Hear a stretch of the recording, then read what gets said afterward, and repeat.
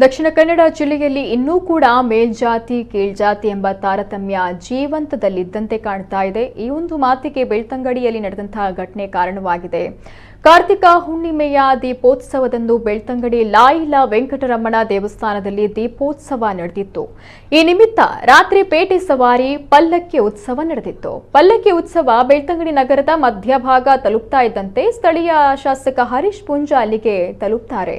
ಈ ವೇಳೆ ಅವರು ದೇವರ ಪಲ್ಲಕ್ಕಿ ಕಡೆಗೆ ತೆರಳಿ ಕೈ ಮುಗಿದು ಪ್ರಸಾದವನ್ನ ಸ್ವೀಕರಿಸುತ್ತಾರೆ. ಈ ಸಂದರ್ಭ ಅಲ್ಲೇ ಇದ್ದಂತಹ ಕೆಲ ಯುವಕರು ದೇವರ ಪಲ್ಲಕ್ಕಿಗೆ ಹೆಗಲು ಕೊಡುವಂತೆ ಮನವಿಯನ್ನ ಮಾಡಿದ್ರು. ಅದರಂತೆ ಪಲ್ಲಕ್ಕಿಗೆ ಹೆಗಲು ಕೊಟ್ಟು ಶಾಸಕರು ಹೊತ್ತು ಸಾಗಿದ್ರು. ಇದೀಗ ಈ ಘಟನೆ ವಿವಾದಕ್ಕೆ ಕಾರಣವಾಗಿದೆ. ಇನ್ನು ದೇವಸ್ಥಾನವು ಗೌಡ ಸಾರಸ್ವತ ಬ್ರಾಹ್ಮಣರಿಗೆ ಸೇರಿದ್ದಾಗಿದ್ದು, ಗೌಡ ಸಾರಸ್ವತರಲ್ಲದೆ ಬೇರೆ ಜಾತಿಗೆ ಪಲ್ಲಕ್ಕಿ ಹೊರಲು ನಿಷೇಧ ಇದೆ ಅಂತ ಹೇಳಲಾಗ್ತಿದೆ.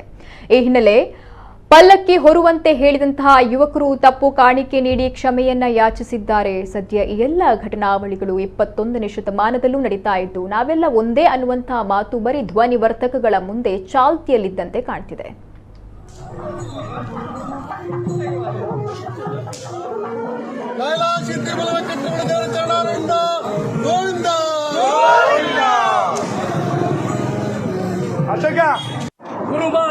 गुरु महाराज जय जय गुरु महाराज